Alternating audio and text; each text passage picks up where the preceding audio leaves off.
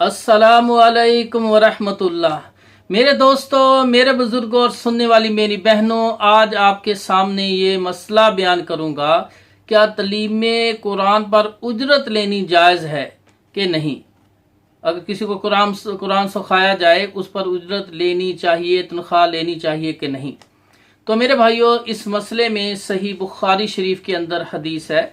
रसूलुल्लाह सल्लल्लाहु अलैहि वसल्लम ने फरमाया, तुम जिस पर उजरत लेते हो उनमें सबसे ज्यादा मुस्तहिक किताबुल्लाह है। तुम जिस पर उजरत लेते हो, किस पर उजरत ली जाती है? फिजिक्स पढ़ाने में, बायोलॉजी पढ़ाने में, केमिस्ट्री पढ़ाने में, इंग्लिश पढ़ाने में, मैथ पढ़ाने में। तुम जिस पर उजरत लेते हो उनमें सबसे ज्यादा मुस्तहिक किताबुल्लाह है।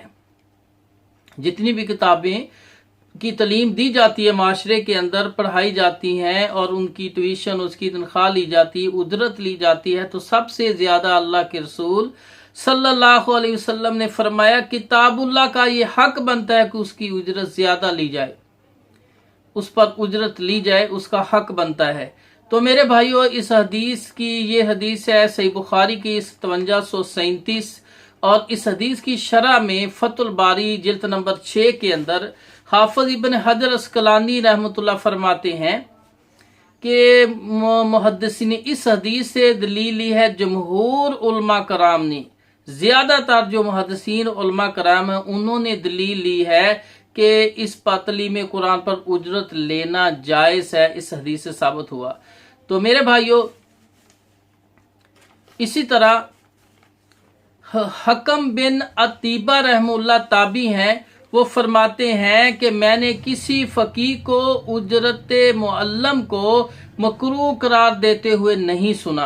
मुस्नद अली बिन जाद रवायत नंबर 1105 व सनदहु सही। कहते हैं किसी भी फकीह को मैंने तलीम कुरान पर या तलीम मुअल्लम की तनख्वाह को मकरूह करार देते हुए मैंने नहीं, किसी फकीह को मैंने नहीं सुना, किसी आलम को नहीं सुना कि उसने ये कहा हो कि तलीम कुरान पर उजर लेना या तलीम जो मुअल्लम होता है, उस्ताद होता है, पढ़ाने वाला, उसका तनख्वाह लेना मकरूह है। किसी उस्ताद से, किसी आलम से, किसी फकीह से मैंने नहीं सुना। इसी तरह माविया बिन कुर्रा रहमतुल्लाह ताबी हैं, फरमाते हैं मुझे ये उम्मीद है कि उसके लिए इसमें अजर होगा। मुस्नद अली बिन जाद रवायत नंबर है 1104 व सनदहु सही। इसी तरह अबू कलाबा ताबी बसरी रहमुल्लाह फरमाते हैं कि तलीम देने वाले की उजरत या तनख्वाह में कोई हर्ज नहीं। मुसन्नफ इब्न अबी शैबा जिल्द नंबर 6 सफ़ा 220। और तऊस ताबी रहमतुल्लाह फरमाते हैं कि उजरत तलीम कुरान पर उजर लेना जायज़ है।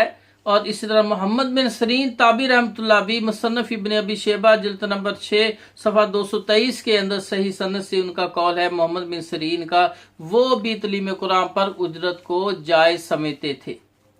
तो मेरे भाइयों, सही बुखारी, सही मुस्लिम और मोता इमाम मालिक के अंदर रवायत आती है कि सहल रजी अल्लाह तआला बयान करते हैं कि रसूलुल्लाह सल्लल्लाहु अलैहि वसल्लम के पास एक औरत आई, आकर कहती है, या रसूलुल्लाह सल्लल्लाहु अलैहि वसल्लम, मैं अपनी जान आप पर हिबा करती हूँ, आपको हिबा करती हूँ।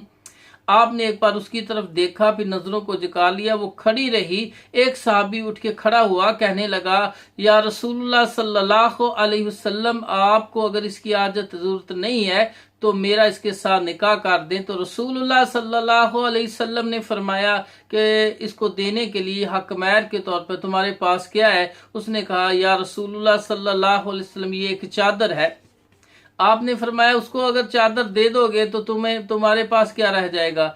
इसको छोड़ो और जाओ, घर में कोई चीज है, और कोई चीज है लेके आओ। उसने कहा, मेरे घर में कोई चीज नहीं है। आपने फरमाया, अगर लोहे की अंगूठी मिल जाए वो भी ले आओ।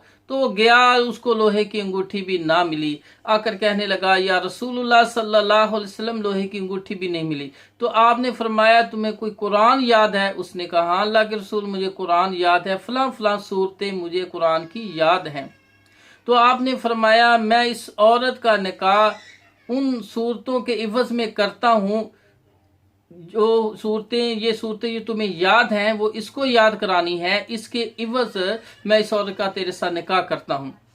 तो मेरे भाइयों, सही बुखारी, मुस्लिम और मोता इमाम मालिक की इस हदीस से पता चला कि अगर तलीम कुरान जो है उससे तलीम कुरान से हक महर अदा हो सकता है तो तलीम कुरान पर उजरत लेना भी जायज़ है, क्योंकि हक महर तो अक्सर नकदी की सूरत में दिया जाता है।